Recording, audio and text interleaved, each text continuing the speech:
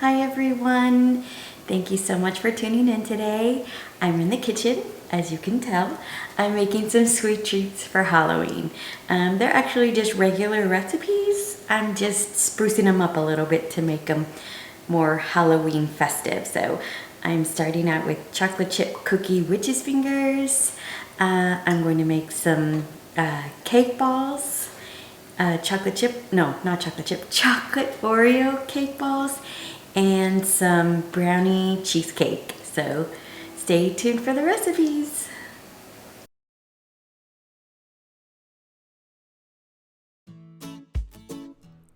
So I originally called these witch's fingers, but they got pretty fat and they look more like monster fingers. So we're going to call these monster fingers, but I had made chocolate chip cookies the week before.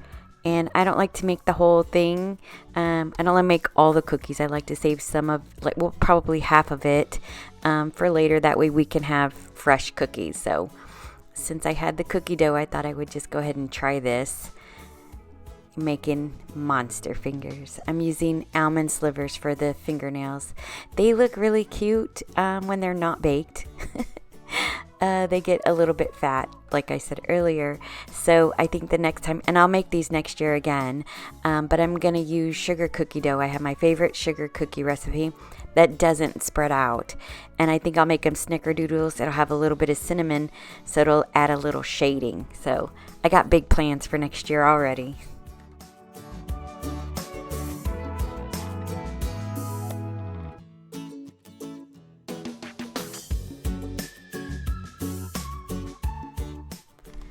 So this is not complicated. It's the Nestle Toll House recipe.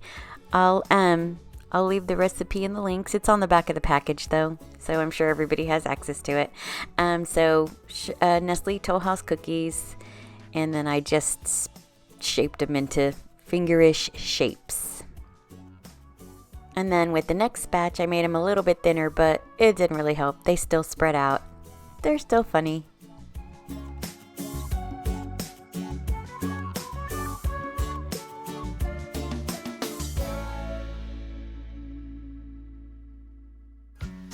So now moving on to the cake balls. I'm putting the Oreo cookies in a Ziploc bag to crush them. It's easier to put them in a food processor, but I didn't want to clean it. So it was just a few Oreos. So I pounded them with the what is that called? A rolling pin. It still left some big chunks, so I tried it with the meat tenderizer, meat pounder, whatever you call that. And it worked. There was a little bit of bigger pieces, obviously, than what you would have had from a food processor, but my food processor is so loud and so hard to clean, so I did what I did. So I had made a cake last week in anticipation for making the cake balls. It's better if the cake sits for a few days. So I wanted to take these to work. A few days ago I made a chocolate cake. We ate a few pieces, so it's not the whole cake, so it didn't matter because my son ate some of the Oreos, so it wasn't a whole bag of Oreos. I like to use the double stuffed because they have a little bit of that cream, so that it'll make the cookie dough batter or cake ball batter kind of stick together. As you can see, I did have to add probably about a tablespoon of chocolate frosting, so I will have the recipe listed below. So it's really just a cake with crumbled up. I just crumbled it up with my fingers. I put some crushed Oreos in it, mixed it all together, and added a tablespoon of the chocolate frosting. And then I separated them with the cookie scoop so they would be about the same size. And now I'm rolling them into little balls. So after I made them into the balls, I put them into a container and put them in the fridge for about 30 minutes so that they could set and they wouldn't be so soft. And this is what I used to coat them. It's the chocolate melts. I have orange and dark chocolate. I tried to get black. Black was sold out everywhere. So what I do is in a bowl, I put the chocolate melts, and then I pop them in the microwave for 1 minute and stir them up. And then I put that in for another 30 seconds. It's still kind of thick and gloopy, so I had to add a little bit of vegetable oil, because if you try to do it thick and gloopy, then the cake balls will look thick and gloopy as well. So the vegetable oil thins it out a little bit so that they kind of coat easier.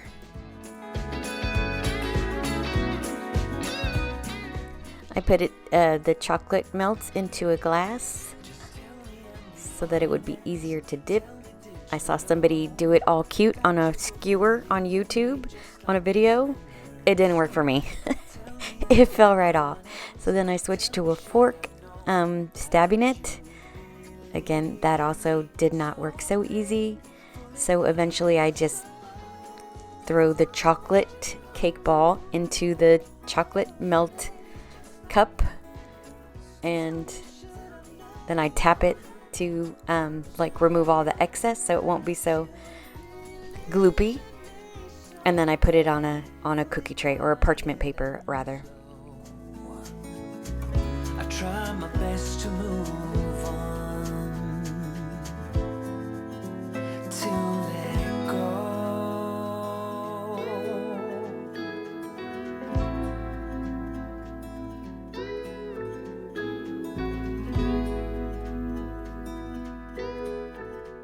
And then I repeat the process for the chocolate candy melts. Pop it in the microwave for a minute, and then in 30-second intervals until it's all melted, and add a little bit of vegetable oil till it kind of has to be more like a thick syrup, I guess, or a thick chocolate sauce.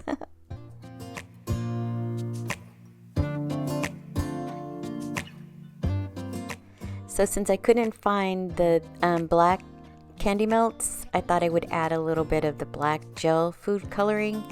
It darkened it a little bit, but not enough, so I just gave up, and we're gonna have dark chocolate cake balls.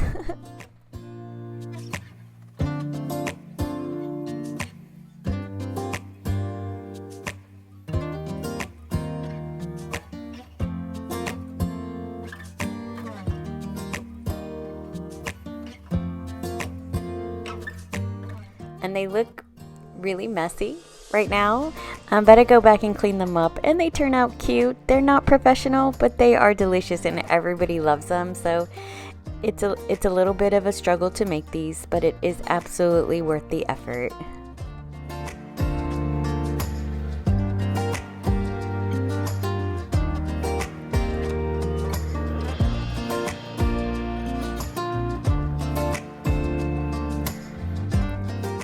So I'm putting the chocolate into a piping bag. I'm going to make little stripes on it. It kind of hides the imperfections. But I mean, they're monster balls, so they're supposed to be lumpy and bumpy, right?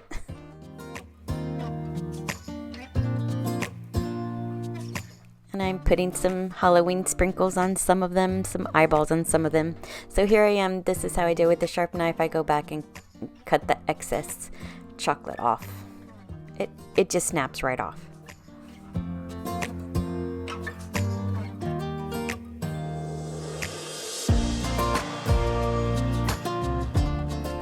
And I'm telling you, they look terrible right now, but you gotta trust the process. They do come out cute.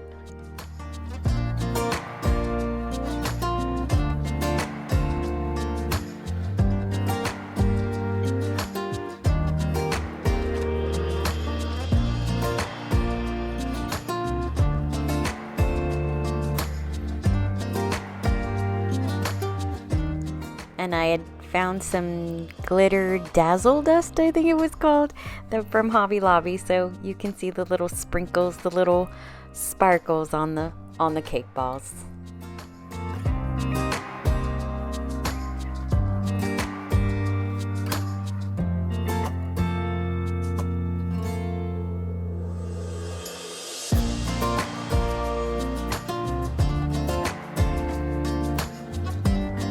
Hey, today me and Chloe are making cream cheese brownies.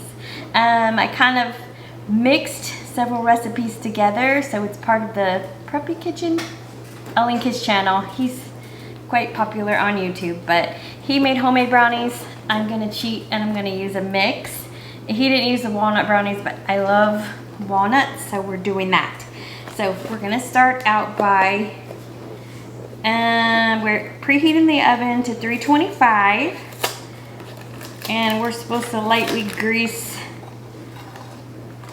that. Okay, we'll do that.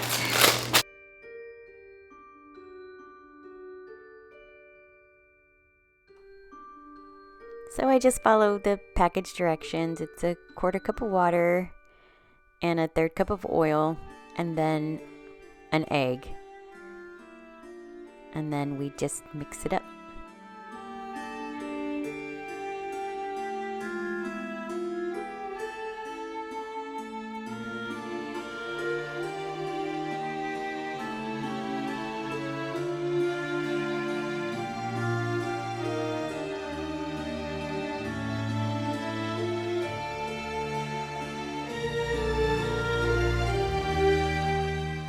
So in the recipe, the Preppy Kitchen guy does not bake the brownies. He said that they come out very gooey.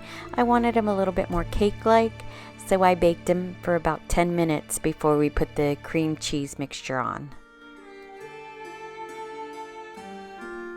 And the cream cheese is just 16 ounces of cream cheese, half a cup of sugar, and a tablespoon of vanilla.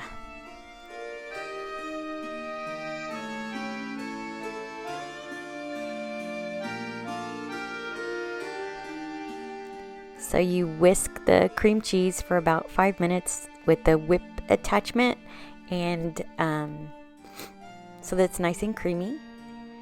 Then you add, or fluffy rather, and then you add the half cup of sugar, like Chloe did, and then the tablespoon of vanilla.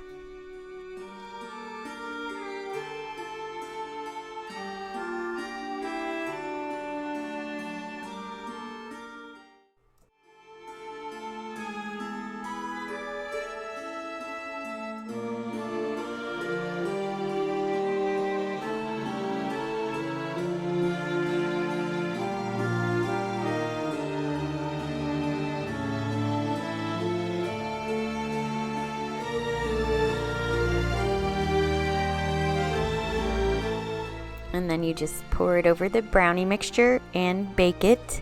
But since I wanted it a little bit more Halloweenish, I took some black gel food coloring and some orange gel food coloring, and I put a few drops of each and then swirled it around, and I thought it added a nice effect.